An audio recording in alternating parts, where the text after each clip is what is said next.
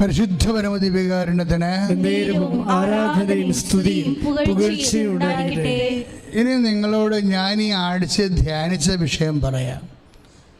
ഞാൻ ഈ ആഴ്ചയിൽ കർത്താവിൻ്റെ സുവിശേഷം 17-ാം അധ്യായം, യോഹന്നാൻ്റെ 17-ാം അധ്യായം 17, 18, 19, 20 വചനങ്ങളാണ് ധ്യാനിച്ചത്.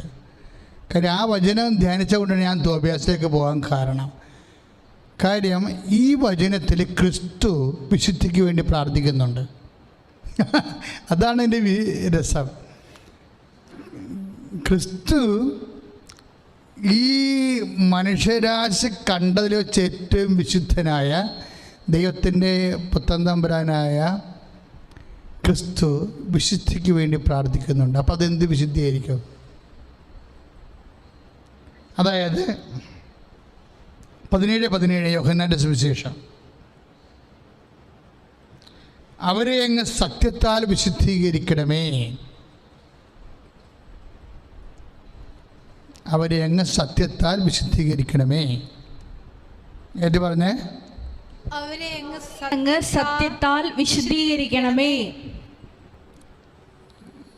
അപ്പോഴേ അടുത്ത വചനം എന്ന് വെച്ചാൽ അങ്ങയുടെ വചനമാണല്ലോ സത്യം. അപ്പോഴേ എന്താ ഈശോ ഉദ്ദേശിക്കണത്? അവരെ അങ്ങ് വചനത്താൽ വിശുദ്ധീകരിക്കണമേ എന്നാണ്. ഇനി വചനം എന്താണെന്ന് അറിയണം. അതിന് താഴെ 7, 17, 18 അങ്ങ് എന്നെ ലോകത്തിലേക്ക് അയച്ചതുപോലെ ഞാൻ അവരെ ലോകത്തിലേക്ക് അയച്ചിരിക്കുന്നു. ഇനി 17, 19 വചനം ശ്രദ്ധിക്കണം. അവർ സത്യത്താൽ വിശുദ്ധീകരിക്കപ്പെടേണ്ടതിന് അവർക്ക് വേണ്ടി ഞാൻ എന്നെ തന്നെ വിശുദ്ധീകരിക്കുന്നു. Praise the Lord. ഹല്ലേലൂയ. ക്രിസ്തു മനുഷ്യരാശിയോട് ആകപ്പാടെ ഒരു ആൾ മാത്രമേ ചോദിച്ചിട്ടുള്ളൂ, നിങ്ങളിൽ ആർക്കെന്നിൽ പാപം ആരോപിക്കാൻ കഴിയുമെന്ന്. നിങ്ങളിൽ ആർക്കെന്നിൽ പാപം ആരോപിക്കാൻ കഴിയും? അപ്പോൾ പാപവും വിശുദ്ധിയും തമ്മിൽ അവിടെ എവിടെയോ വെച്ച് ബന്ധം പോകുന്നുണ്ട്. എന്നെ ശ്രമിക്കുന്ന ജനങ്ങൾ വളരെ ശ്രദ്ധിക്കണം. നമ്മൾക്കറിയാവുന്നൊരു വിശുദ്ധി പാപത്തെ ഉപേക്ഷിക്കുന്ന വിശുദ്ധിയാണ്. ഈ വിശുദ്ധിയുടെ ക്വാളിറ്റിയും ഈശോ പറയുന്ന വിശുദ്ധിയുടെ ക്വാളിറ്റിയും തമ്മിൽ 2 ക്വാളിറ്റിയാണ്. കാരണം 17, 19 അവർ സത്യത്താൽ വിശുദ്ധീകരിക്കപ്പെടേണ്ടതിന് അവർക്ക് വേണ്ടി ഞാൻ എന്നെ തന്നെ വിശുദ്ധീകരിക്കുന്നു. ഈശോയ്ക്ക് വിശുദ്ധീകരണത്തിൻ്റെ ആവശ്യമില്ലല്ലോ. പിന്നെ ഈശോ വിശുദ്ധീകരിക്കണം എന്ന് പറഞ്ഞാൽ എന്തിനാ? ഈശോയുടെ വിശുദ്ധീകരണം എന്ന് പറയണത് വചനത്താൽ, അതായത് നമ്മൾ 17, 17 വായിക്കുന്നത്, അവരും അതായത് അവരെ സത്യത്താൽ വിശുദ്ധീകരിക്കണമേ, അങ്ങയുടെ വചനമാണല്ലോ സത്യം. അപ്പം അങ്ങയുടെ വചനത്താലാണ് വിശുദ്ധീകരിക്കേണ്ടത്. വചനം എവിടുന്നാണ് വരണത്? ദൈവത്തിൻ്റെ വചനം എവിടുന്നാണ് വരണത്? അപ്പോൾ നമ്മുടെ വാക്ക് എവിടുന്നാണ് വരണത്? നമ്മുടെ മനസ്സിൽ നിന്നാണ് വരണത്, അല്ലേ? നമ്മുടെ വാക്ക് എവിടുന്നാണ് വരണത്? നമ്മുടെ മനസ്സിൽ നിന്നാണ് വരണത്. അപ്പോൾ ദൈവത്തിൻ്റെ വാക്ക് എവിടുന്നാണ് വരണത്? ദൈവത്തിൻ്റെ മനസ്സിൽ നിന്നാണ് വരണത്. അപ്പോൾ ദൈവത്തിൻ്റെ മനസ്സിൽ നിന്ന് വരണത് വാക്കുകൾ എന്താണ്? മനസ്സിൻ്റെ ഇഷ്ടങ്ങളാണ് വാക്കുകളായിട്ടും വചനമായിട്ടും വരണത്. എന്ന് വെച്ചാൽ എന്താ അർത്ഥം? ദൈവത്തിൻ്റെ ഇഷ്ടമാണെന്ന് അർത്ഥം. സത്യം എന്ന് പറഞ്ഞാൽ എന്താണ്? വചനമാണ്. വചനം എന്ന് പറഞ്ഞാൽ എന്താണ്? ദൈവത്തിൻ്റെ വാക്കാണ്. ദൈവത്തിൻ്റെ വാക്കെന്ന് പറഞ്ഞാൽ എന്താണ്? ദൈവത്തിൻ്റെ മനസ്സിലിരിപ്പാണ്, ദൈവത്തിൻ്റെ ഇഷ്ടമാണ്. അപ്പോൾ ദൈവത്തിൻ്റെ ഇഷ്ടമാണ് ദൈവത്തിൻ്റെ വാക്ക്. ആ ദൈവത്തിൻ്റെ വാക്കാണ്, വചനമാണ് സത്യം. അപ്പം സത്യം എന്ന് പറഞ്ഞാൽ എന്താണ്? ദൈവത്തിൻ്റെ മനസ്സിലിരിപ്പാണ്, ദൈവത്തിൻ്റെ ഇഷ്ടമാണ്. ഈ ദൈവത്തിൻ്റെ ഇഷ്ടം ശ്രദ്ധിക്കുക, നമ്മളെ വിശുദ്ധീകരിക്കുന്നത് എന്താണ്? നമ്മളെ കൊടുക്കുന്ന ദൈവത്തിൻ്റെ ഇഷ്ടമാണ്, നമ്മളെ വിൽ ഓഫ് ഗോഡാണ് നമ്മളെ വിശുദ്ധീകരിക്കുന്നത്. You got the point? നമ്മളെ വിശുദ്ധീകരിക്കണത് എന്താണ്? വിൽ ഓഫ് ഗോഡാണ് വിശുദ്ധീകരിക്കുന്നത് നമ്മളെ. കർത്താവ് അവർക്ക് വേണ്ടി ഞാൻ എന്നെ തന്നെ വിശുദ്ധീകരിക്കണം എന്നല്ല ഈശോ പറഞ്ഞത്.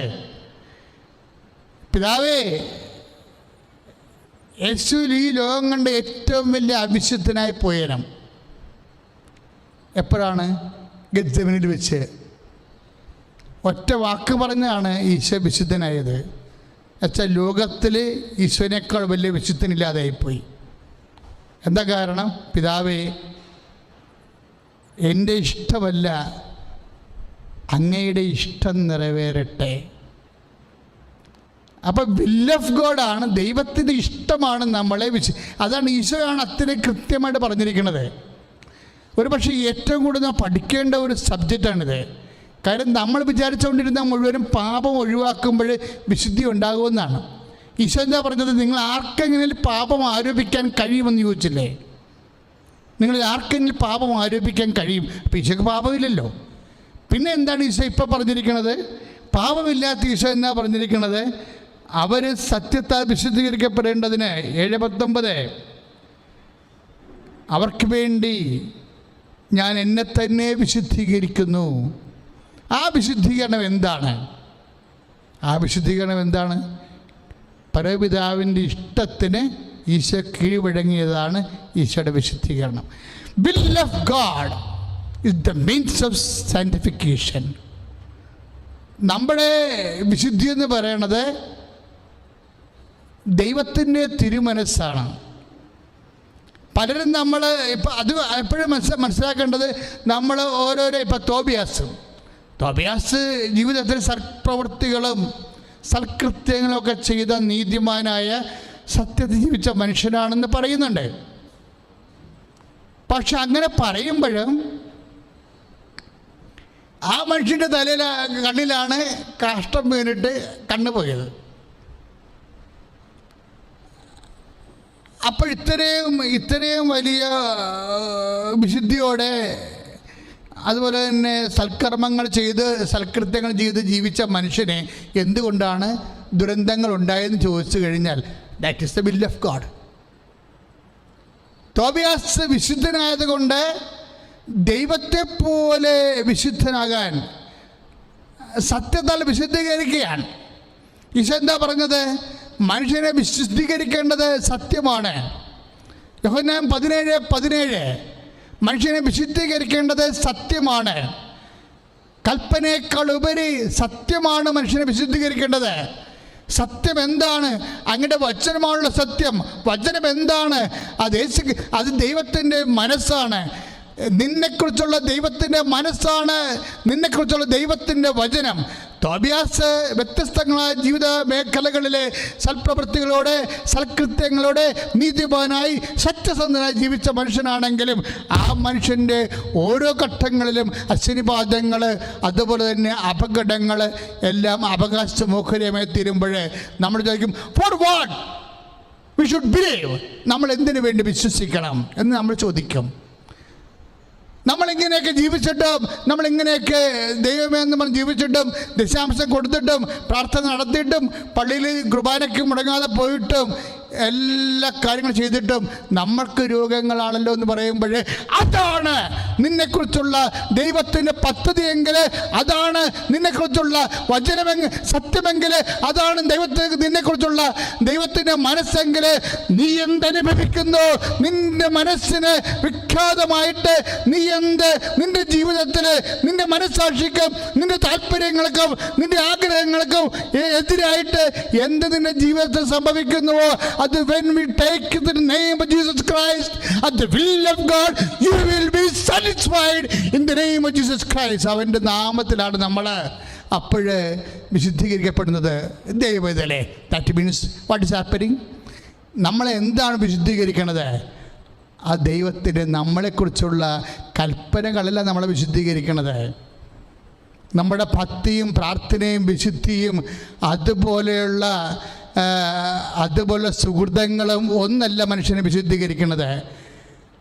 അതൊക്കെ വിശുദ്ധീകരിക്കുമ്പോഴും ദൈവവചനം കർത്താവിനെക്കുറിച്ചുള്ള കാഴ്ചപ്പാട് പങ്കുവെക്കുമ്പോഴേ അങ്ങയുടെ വചനമാണല്ലോ സത്യമെന്ന് പറയുമ്പോൾ, അവർക്ക് വേണ്ടി ഞാൻ എന്നെ തന്നെ വിശുദ്ധീകരിക്കണമെന്ന് പറയുമ്പോൾ, അവർക്ക് വേണ്ടി ഈശോ എങ്ങനെയാണ് വിശുദ്ധീകരിച്ചത്?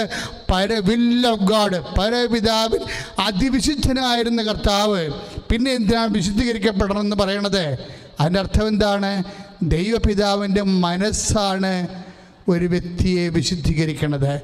ദൈവപിതാവ് നീ വിശുദ്ധനാകാം, നീ ചിലപ്പോൾ പാപം ഒഴിവാടി ജീവിക്കുന്ന ആളാകാം, 2 ആഴ്ച കുടുംബം കുമ്പസാരിക്കുന്ന വ്യക്തിയാകാം, അതുപോലെ തന്നെ നീ ദാനധർമ്മം ചെയ്യുന്ന വ്യക്തിയാകാം, നീ സൗമ്യതയും ജ്യോത്വാഭ്യാസനപ്പെടെ നീതിമാനും സത്യസന്ധനുമാകാം. പക്ഷെ നിൻ്റെ ജീവിതത്തിൽ ദൈവഹിതമായിരിക്കത്തില്ല അത്. നിന്നെ വിശുദ്ധീകരിക്കണത് ദൈവഹിതമാണെങ്കിൽ അങ്ങനെയൊക്കെ വിശുദ്ധിയോടെ നീതിയോടെ സമാധാനത്തോടെ ജീവിച്ചു പോകുമ്പോൾ തന്നെ നിൻ്റെ ഇഷ്ടത്തിന് അനിഷ്ടമായിട്ട് എന്തെങ്കിലും ഒരു ജീവിതാനുഭവങ്ങൾ നിൻ്റെ ജീവിതത്തിൽ വന്നു കഴിയുമ്പോൾ, if you take in the name of Jesus Christ, കർത്താവിൻ്റെ നാമത്തിലാണ് നമ്മൾ ദൈവത്തിൻ്റെ മനസ്സ് പോലെ, എന്നെക്കുറിച്ചുള്ള മനസ്സ് പോലെ, ദൈവത്തിൻ്റെ മനസ്സ് പോലെ ഞാൻ അക്സെപ്റ്റ് ചെയ്യണമെങ്കിൽ ആ ഒരു അശനിപാതം നിന്നെ വിശുദ്ധീകരിക്കാം. എന്താ കാര്യം? അതാണ് നിന്നെ സംബന്ധിച്ചുള്ള വചനം, അതാണ് നിന്നെ സംബന്ധിച്ചുള്ള സത്യം.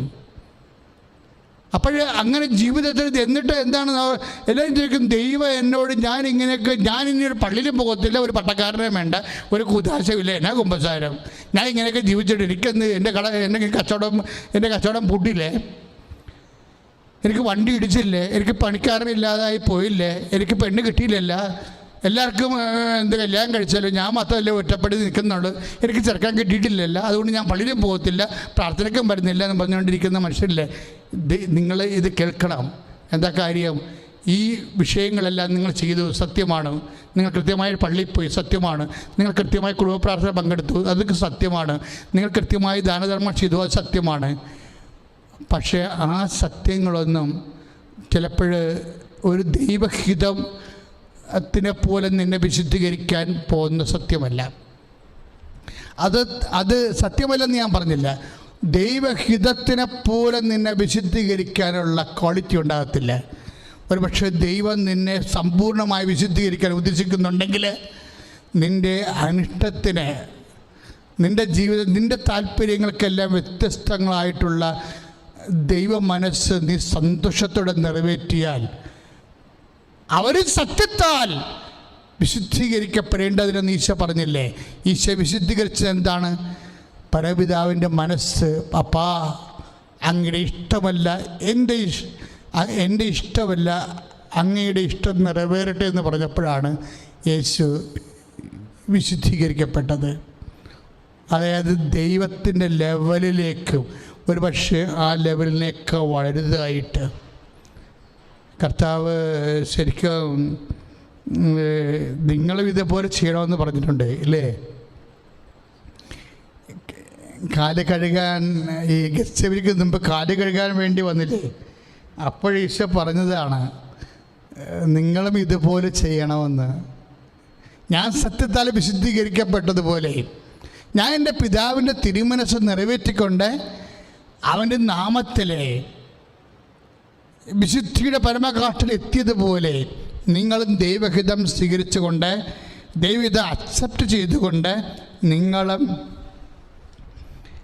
വിശുദ്ധിയിലേക്ക്. അത് 13:15 യോഹന്നാൻ്റെ സുവിശേഷം 13:15. എന്തെന്നാൽ ഞാൻ നിങ്ങൾക്ക് ചെയ്തതുപോലെ നിങ്ങളും ചെയ്യേണ്ടതിന് ഞാൻ നിങ്ങൾക്കൊരു മാതൃക നൽകിയിരിക്കുന്നു. ഒരു വിശുദ്ധീകരണത്തിൻ്റെ മാതൃക എന്താണ്? അത് യേശുവാണ്. യേശുവിൻ്റെ മാതൃക എന്താണ്? ദൈവഹിതം നിറവേറ്റിയതാണ്. അതുകൊണ്ട് തന്നെ സ്വർഗസ്ഥനായ പിതാവെന്ന് പറയുന്നതാണ് ആ പ്രാർത്ഥനയാണ് വിശുദ്ധിയുടെ പ്രാർത്ഥന. നമ്മൾ കുമ്പസാരത്തിന് ജപം ചെല്ലും, മനസ്താപകരണം ചെല്ലും. പക്ഷേ ഏറ്റവും ക്ലീനായിട്ടുള്ള വിശുദ്ധിയുടെ പ്രാർത്ഥന എന്താണ്? സ്വർഗസ്ഥനായ ഞങ്ങളുടെ പിതാവേ, അങ്ങയുടെ നാമം പൂജിതമാകണമേ, അങ്ങയുടെ രാജ്യം വരണമേ, അങ്ങയുടെ തിരുമനസ് സ്വർഗത്തിലെ പോലെ ഭൂമിയിൽ വകണമേ. കാര്യം അങ്ങയുടെ തിരുമനസ് നിറവേറ്റിയാണ് യേശു അവർക്ക് വേണ്ടി ഞാൻ എന്നെ തന്നെ വിശുദ്ധീകരിക്കണമെന്ന് പറഞ്ഞ 17-19 വചനം വ്യാഖ്യാനിച്ചു തന്നത് നമുക്ക് ജീവിതം കൊണ്ട്. അത് നമ്മളും അതുപോലെ അനുവർത്തിക്കാൻ വേണ്ടിയാണ് 13-15 യോഹന്നാൻ പറയണത്. ഞാൻ ചെയ്ത പോലെ നിങ്ങളും അതുപോലെ തന്നെ ചെയ്യാൻ വേണ്ടി ഞാൻ നിങ്ങൾക്കൊരു മാതൃകയായിരിക്കുന്നു. വിശുദ്ധിയുടെ മാതൃക. തോബിയാസിൻ്റെ വിശുദ്ധിയുടെ മാതൃക നമുക്കറിയാം. പൗലോസ് അപ്പോസ്തലൻ പറഞ്ഞ 12-15 ഹെബ്രായ ലേഖനം വിദ്വേഷത്തിൻ്റെ പേര് വളർന്ന് അശുദ്ധരാകാതെ സൂക്ഷിക്കാൻ പറഞ്ഞ മാതൃക നമുക്കറിയാം. ലെവ്യർ 18-20 മ്ലേച്ഛതകളെ അവസാനിപ്പിച്ചുകൊണ്ട് ശാരീരികമായ ക്ലീൻനെസ് വിശുദ്ധിയുടെ മാതൃകയായിട്ടുള്ള മാതൃക നമുക്കറിയാം. ലെവ്യയുടെ വിശുദ്ധിയുടെ മാതൃകയല്ല പൗലോസ് അപ്പോസ്തലൻ്റെ വിദ്വേഷത്തിന് വേര് വളരുന്ന അശുദ്ധരാകുന്ന വിശുദ്ധിയുടെ മാതൃകയല്ല. നമ്മൾ ഫോളോ ചെയ്യണത് യേശുക്രിസ്തുവിൻ്റെ വിശുദ്ധിയുടെ മാതൃകയാണ്. അതെന്താണ്? വിൽ ഓഫ് ഗോഡാണ്. Will of God. ദൈവത്തിൻ്റെ തിരുമനസ് നിന്നെക്കുറിച്ച് എന്താണ്? നീ ജീവിതകാലം മുഴുവൻ കെട്ടാതെ നിൽക്കണം. പല കല്യാണം വന്ന് 55 കല്യാണം മുതൽ ഒക്കണില്ല. അപ്പോഴെല്ലാവരും വരും കെട്ടെന്ന് പറയും. എന്തിനാണ്? നിന്നെ കെട്ടിച്ചിട്ട് നിൻ്റെ കാര്യത്തിൽ വേറെ പെണ്ണിനെ ഏൽപ്പിച്ച് അങ്ങോട്ട് വിടാൻ വേണ്ടി അവരുടെ തൽക്കാലത്തേക്കുള്ള ഉത്തരവാദിത്വം നിറവേറ്റും. അത് നാട്ടു നടപ്പനുസരിച്ച് ചെയ്യും. പക്ഷേ നീ പ്രാർത്ഥിക്കുന്ന വ്യക്തിയാണ്. നിൻ്റെ മനസ്സ് പരിശുദ്ധാന് പറയുന്നുണ്ട്, എൻ്റെ ജീവിതം എന്ന് പറയുന്നത് ഏകസ്ഥ ജീവിതമാണെന്ന് തോന്നിയാൽ നീ നാട്ടുകാരുടെ വർത്തമാനം കേട്ടിട്ട് ആരെയും എടുത്ത് പിടയ്ക്ക് വെക്കരുത്. പണി കിട്ടാൻ സാധ്യതയുണ്ട്. എന്താ കാര്യം എന്ന് വെച്ച് കഴിഞ്ഞാൽ വിൽ ഓഫ് ഗോഡ് അറിയണം. നമ്മളെ വിൽ ഓഫ് ഗോഡ് ആരും പറയാതെ അറിയാൻ വേണ്ടി മാത്രം ഓട്ടോമാറ്റിക്കായിട്ട് നിൻ്റെ മനസ്സ് ട്യൂൺ ചെയ്തിരിക്കണം. അല്ലാത്തപ്പോഴാണ് പ്രശ്നം വരണത്. എല്ലാം കാര്യങ്ങളൊക്കെ നല്ലതായിരിക്കാം, പക്ഷെ അത് വിൽ ഓഫ് ഗോഡ് ആയിരിക്കത്തില്ല. നിൻ്റെ ജീവിതത്തിൽ നീ അഭിമുഖീകരിക്കുന്ന പല കാര്യങ്ങളും നല്ലതാണ്, റീസണാണ്. നിൻ്റെ ബുദ്ധി പറയാം it is good, it is right. ഒരു നേഴ്സ് പെണ്ണാണ്, കെട്ടിക്കോ, അവളുടെ കൂടെ കാനഡയിൽ പോകാമെന്ന് പറയും. അല്ലെങ്കിൽ നീ ജീവിതകാലം മുഴുവൻ ഇവിടെ കിടന്ന് വലയെന്ന് പറയും. എല്ലാവരും അത് പറയും. ചിലപ്പോൾ നല്ലതായിരിക്കാം, പക്ഷേ ഓട്ടോമാറ്റിക്കായിട്ട് ദൈവ പൈതൽ ഈ 70 കൊല്ലത്തെ ജീവിതമല്ല മനസ്സിൽ കാണുന്നത്. നമ്മൾ ദൈവത്തിന് എന്തിനാണ് വിശ്വസിക്കണത്? ഇവിടെ എങ്ങനെ വയറ്റിപ്പിഴപ്പിന് ജീവിക്കാൻ വേണ്ടിയാണോ? അല്ല. നമ്മളെന്തിനാണ് ദൈവത്തെ വിശ്വസിക്കണത്? ദൈവത്തിൻ്റെ കൂടെ നമുക്ക് നിത്യതയോളം ജീവിക്കാൻ വേണ്ടിയല്ലേ? ഈ നിത്യതയോളം നമ്മൾ ജീവിക്കാനുള്ള ഭക്ഷണം എന്ന് പറയുന്നത്, നിത്യതയ്ക്ക് വേണ്ടിയുള്ള ഭക്ഷണം എന്ന് പറയുന്നത് വിൽ ഓഫ് ഗോഡാണ്. ആ വിൽ ഓഫ് ഗോഡ്, ദൈവത്തിൻ്റെ മനസ്സ്, അത് നിറവേറ്റാൻ ഓട്ടോമാറ്റിക്കായിട്ട് നമുക്ക് സാധിക്കണം. കാര്യം ഒരു വിഷയം എടുക്കുമ്പോൾ അത് വിൽ ഓഫ് ഗോഡ് അല്ലെങ്കിൽ നമുക്ക് മനസ്സിൽ ഉടനെ എന്തോ ഒരു കടിച്ച് ഇങ്ങനെ ഈ എയർ ബ്രേക്കില്ലേ, ബ്രേക്ക് ക്ലച്ച് കടിച്ചെന്നൊക്കെ പറയത്തില്ലേ, അതുപോലെ അങ്ങോട്ടും ഇല്ല ഇങ്ങോട്ടും ഇല്ല നിൽക്കും. ഈ ബ്രേക്ക് കടിച്ചെന്നൊക്കെ പറയും. നമ്മൾ ക്ലച്ചല്ല, ബ്രേക്ക് കടിച്ചെന്നൊക്കെ പറയും. അതുപോലെ നിൽക്കും അങ്ങോട്ടും ഇങ്ങോട്ടും. നീ പ്രെയർ ചെയ്യുമ്പോൾ എപ്പോഴും ശ്രദ്ധിക്കേണ്ട ഇതാണ്, ദൈവമേ വിൽ ഓഫ് ഗോഡ് എന്തായാലും പെട്ടെന്ന് മനസ്സിലാക്കാനുള്ള കൃപയിലേക്ക് എന്നെ വളർത്തണമേ എന്ന്. കാര്യം അതിന് ആരും പ്രത്യേകിച്ച് വന്ന് പറയേണ്ട കാര്യമൊന്നുമില്ല. അത് ഓട്ടോമാറ്റിക്കായിട്ട് ദൈവപൈതലിന് ഓൺ പ്രോസസ്സിന് മനസ്സിലാകും. ആന്തരിക ബുദ്ധിയിൽ ആന്തരിക ചൈതന്യത്തിൽ മനസ്സിലാകും. ആ വിൽ ഓഫ് ഗോഡാണ് ഒരു വ്യക്തി. ഇപ്പം ഞങ്ങൾ പറഞ്ഞില്ലേ, ഞങ്ങൾ ബ്രഹ്മചാരികളായിട്ട് ജീവിക്കുന്നു. ബ്രഹ്മചാര്യം കൊണ്ട് ഒന്നും സ്വർഗം നേടാനൊന്നും പറ്റത്തില്ല, നമുക്കറിയാം. സിസ്റ്റേഴ്സ് ഉണ്ട്, അവരെല്ലാം കന്യയായിട്ട് ജീവിക്കുന്നു. ആ കന്യകത്വം കൊണ്ട് സ്വർഗം നേടാൻ പറ്റുമെന്നുള്ള, സ്വർഗം നേടാനല്ല, മഹത്വപൂർണമായ മഹത്വ പ്രവാഹത്തിൽ. കാര്യം ഞാൻ അമ്മ പരിശുദ്ധമ്മയെ നേരിട്ട് കണ്ട ആളാണ്. അതുകൊണ്ട് എനിക്കറിയാം ഇത് എന്താ സംഭവിക്കണമെന്ന്, സ്വർഗം എന്താണെന്നൊക്കെ വ്യക്തമായിട്ട് അറിയാം. അതുകൊണ്ടാണ് ഞാൻ ഇങ്ങനെ സംസാരിക്കുന്നത്. കാര്യം നമ്മൾ യഥാർത്ഥ സത്യം അറിഞ്ഞു കഴിഞ്ഞാൽ നമ്മൾ എന്ത് വിൽ ഓഫ് ഗോഡ് ഏറ്റെടുക്കാൻ തയ്യാറാകും. എന്തുകൊണ്ടാണ് മനുഷ്യൻ വിൽ ഓഫ് ഗോഡ് എടുക്കാത്തത്? ദൈവ ഇഷ്ടത്തിന് ഒരു മനുഷ്യന് മഹത്വീകരിക്കപ്പെടുന്ന എന്താണ്? അവന് വിശുദ്ധീകരിക്കപ്പെടുന്നതാണ്. അവന് വിശുദ്ധീകരിക്കപ്പെടുന്ന എന്താണ്? അത് അവൻ വില്ല് ഓഫ് ഗോഡ് എടുക്കുന്നതാണ്, ദൈവ തിരുമനസ് എടുക്കുന്നതാണ്. അപ്പോൾ ദൈവ തിരുമനസ് എടുത്തു കഴിഞ്ഞാൽ നമുക്ക് അല്പം പോലും മനസ്സിൽ പരിശുദ്ധാത്മാവുള്ളത് കാരണം ചാഞ്ചല്യം തോന്നത്തില്ല. ആരെല്ലാം എന്തെല്ലാം പറഞ്ഞാലും നമുക്ക് ചാഞ്ചല്യം തോന്നത്തില്ല.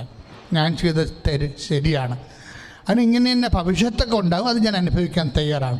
എൻ്റെ കർത്താവ് വില്ല് ഓഫ് ഗോഡ് എടുത്തുകൊണ്ടാണ് ഈ പരുവത്തിലായിപ്പോയത്. പരപിതാവിൻ്റെ ഇഷ്ടം നിറവേറ്റിയത് കൊണ്ട് കർത്താവിന് ജാമ്യത്തിലാരും വിട്ടില്ല, പിടിച്ച് കുരിശത്തിറക്കേണ്ടി ചെയ്തത്.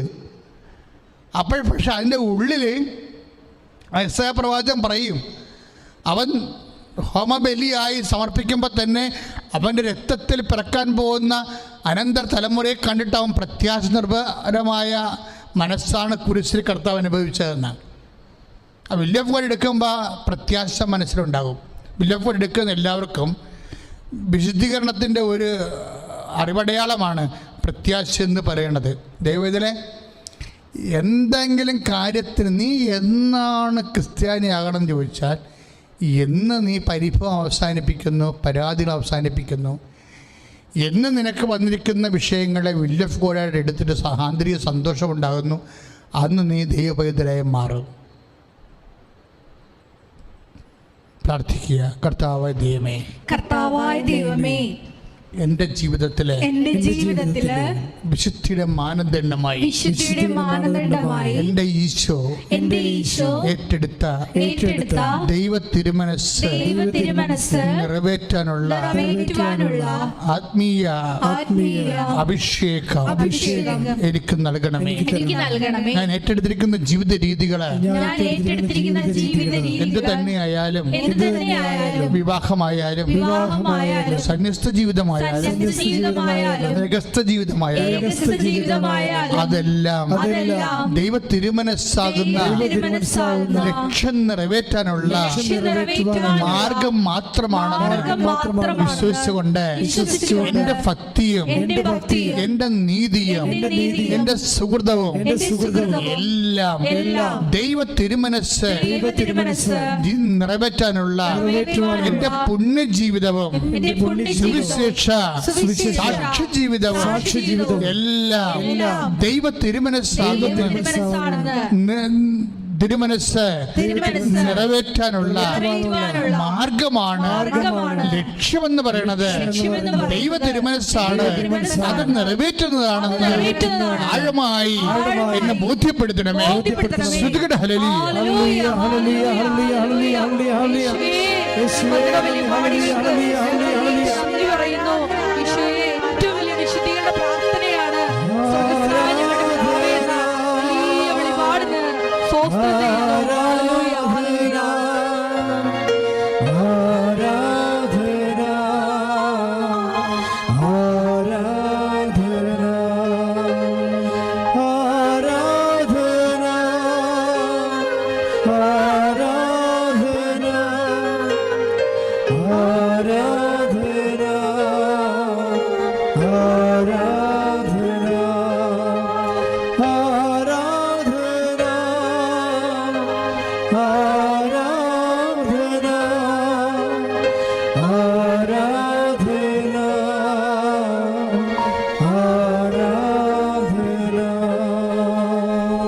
രോഗസൗഖ്യ പ്രാർത്ഥനയിലേക്ക് പ്രവേശിക്കുകയാണ്. രോഗമുള്ളിടത്ത് നിങ്ങൾ കൈകൾ വെച്ച് പ്രാർത്ഥിക്കേണ്ടതാണ്. അത് വിശ്വാസപ്രമാണം ചൊല്ലണം, അല്ലെങ്കിൽ സ്വർഗസ്ഥനായ പിതാവ് ചൊല്ലിയാൽ മതി. രോഗമുള്ളിടത്ത് കർത്താവ് ഇപ്പം നിങ്ങൾ സുഖപ്പെടുത്തുന്ന സമയമാണ്. രോഗമുള്ളിടത്ത് തൊണ്ടരോഗമുള്ളവരുണ്ടാവും,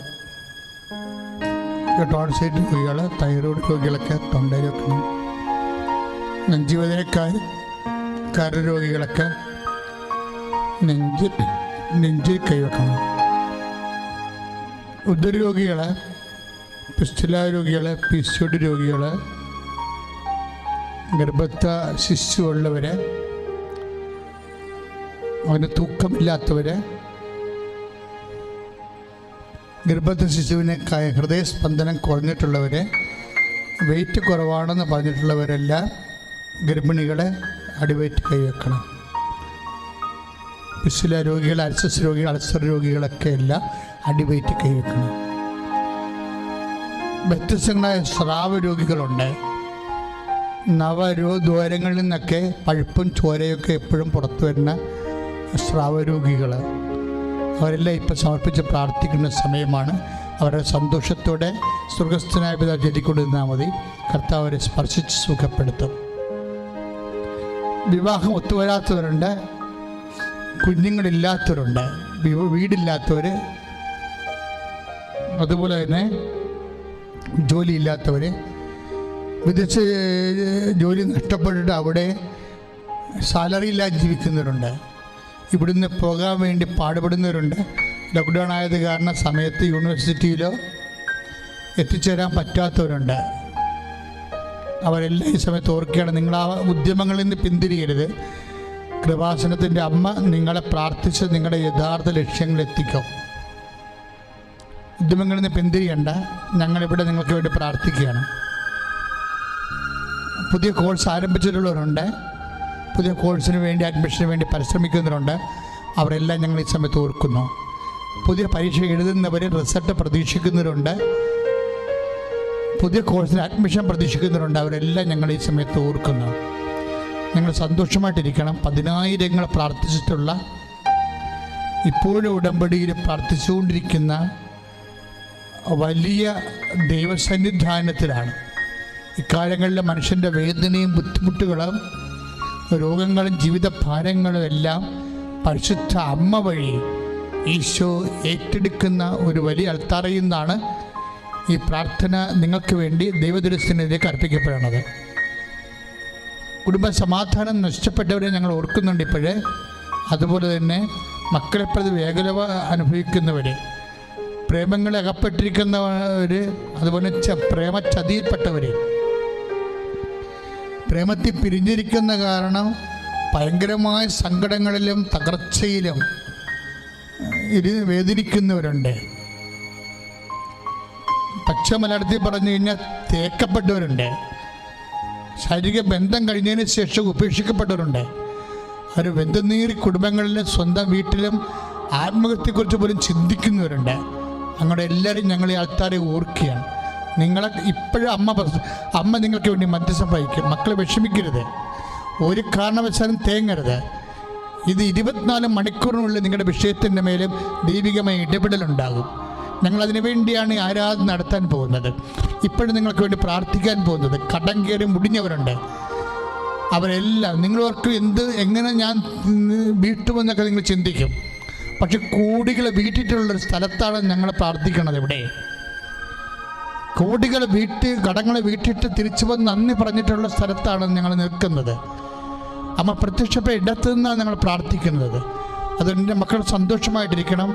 അതുപോലെ തന്നെ അകത്ത് ശരീരത്തിന് ഉള്ളിൽ സിസ്റ്റ് രോഗികൾ, ക്യാൻസർ രോഗികൾ, ശ്വാസകോശം മുഴുവൻ കോവിഡായി പോയവർ, കോവിഡ് കഴിഞ്ഞതിന് ശേഷവും ശ്വാസമെടുക്കും പ്രയാസമുള്ള രോഗികൾ, അവിടെ ശ്വാസകോശം കഴുകപ്പെടുന്ന സമയമാണ്. നെഞ്ച് കൈവച്ചാൽ മതി. നിങ്ങൾ അവിടെ ശ്വാസകോശം കഴുകപ്പെടുന്ന സമയമാണ്. നിങ്ങൾ ആരെങ്കിലും വെന്റിലേറ്ററായിട്ട് ബോധക്കേട് വന്നു പോയിട്ടുണ്ടെങ്കിൽ നിങ്ങൾ അവർക്ക് വേണ്ടി, നിങ്ങളുടെ ബന്ധുക്കൾക്ക് വേണ്ടി നെഞ്ചത്ത് കൈവച്ച് പ്രാർത്ഥിച്ചാൽ മതി. അവർ ICUവിലായാലും വെന്റിലേറ്ററായാലും ഇപ്പോഴും കർത്താവ് സ്പർശിക്കുക അവരെ.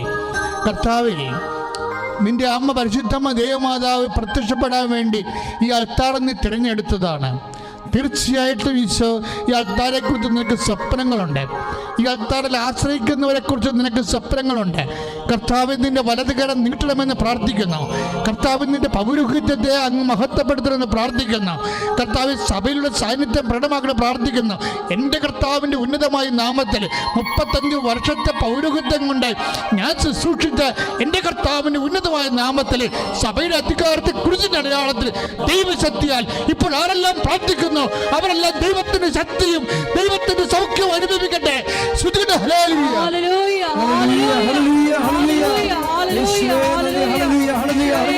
ഏറ്റു പ്രാർത്ഥി. കർത്താവായ ദൈവമേ, അങ്ങയുടെ വിശുദ്ധ രക്തത്താൽ ഉള്ളം കാലം മുതലേ ഉച്ചവരെ കഴുകണമേ. കർത്താവേ, ശ്വാസകോശ രോഗികള്, രോഗികള് ജീവിതത്തിന്റെ വ്യത്യസ്തമായ ജീവിത മണ്ഡലങ്ങളില് പലതരത്തിലുള്ള പാർപ്പിടത്തിന്റെ അസൗകര്യമുള്ളവര്, വഴിയില്ലാത്തവര്, വീടില്ലാത്തവര്, സാമ്പത്തിക കടക്കടിയില് അകപ്പെട്ടു പോയവര്, ജോലി ഇല്ലാത്തവര്, ജോലിക്ക് ശ്രമിക്കുന്നവര്, ജോലി നഷ്ടപ്പെട്ടവര്, വിദ്യാഭ്യാസ മേഖലകളില് പ്രയാസപ്പെടുന്ന മക്കള് എല്ലാവരുടെ മേലും ദൈവത്തിന്റെ കരുണ ചൊരിയട്ടെ.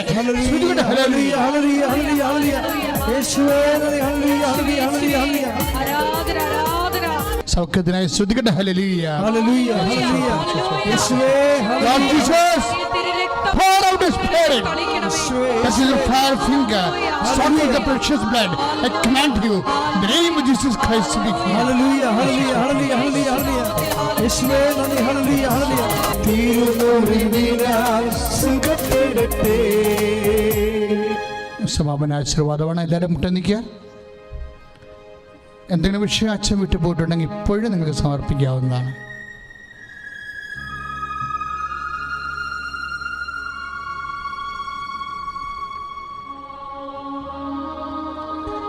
നാളെ മുതൽ വൈകുന്നേരം 6 മണിക്ക് പരിശുദ്ധ കുർബാനയും, ഇപ്പോഴേ ഹൃദയത്തിൻ്റെ മാസമാണ്, പരിശുദ്ധ കുർബാനയോട് ചേർന്ന് തിരുഹൃദയ ദിവ്യകാരുണ്യ ആരാധന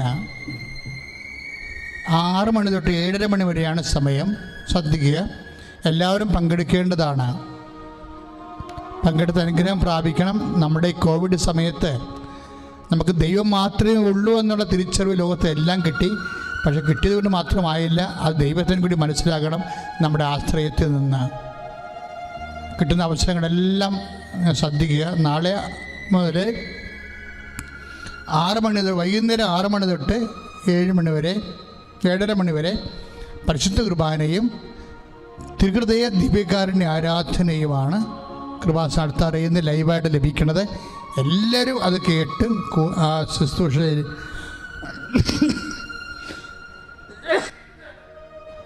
പങ്കെടുത്ത് അനുഗ്രഹം പ്രാപിക്കേണ്ടതാണ്.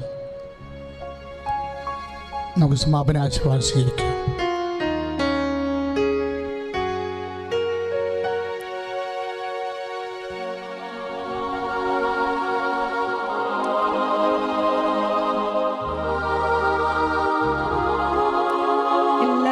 ദുരിതങ്ങളും ഉടമ്പടി നിയോഗങ്ങളും ദിവ്യകാരുണ്യ സന്നിധിയിൽ സമർപ്പിച്ചുകൊണ്ട് നമുക്ക് ശിരസ്സ് നമിച്ച് ഈശോയെ സ്തുതിച്ചുകൊണ്ട് നമുക്ക് ആശീർവാദം സ്വീകരിക്കാം. Hallelujah, hallelujah, hallelujah.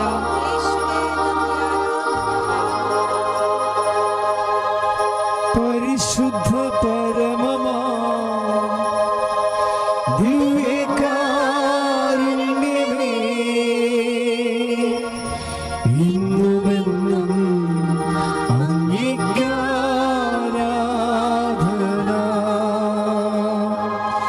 പരിശുദ്ധ പരമമാ ദിവ്യകാരുണ്യമേ, ഇന്നുമെന്നും അംഗീകാരാധന.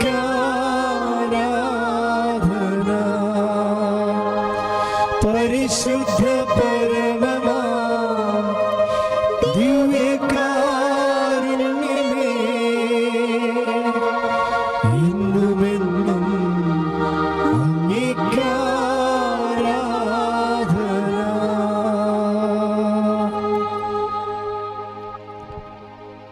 പരിശുദ്ധ പരമ ദിവ്യകാരുണ്യത്തിന് എന്നേരവും ആരാധനയും സ്തുതിയും പുകഴ്ചയും ഉണ്ടായിരിക്കട്ടെ. നിത്യസ്തുതിക്ക് യോഗ്യനായ പരിശുദ്ധ പരമ ദിവ്യകാരുണ്യത്തിന് എന്നേരവും ആരാധനയും സ്തുതിയും പുകഴ്ചയും ഉണ്ടായിരിക്കട്ടെ.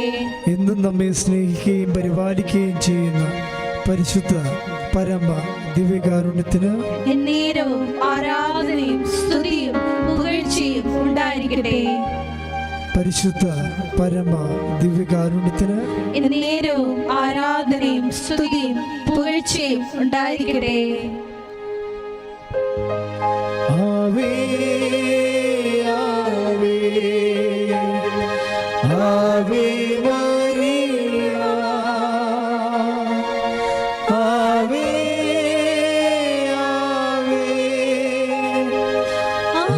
കർത്താവേ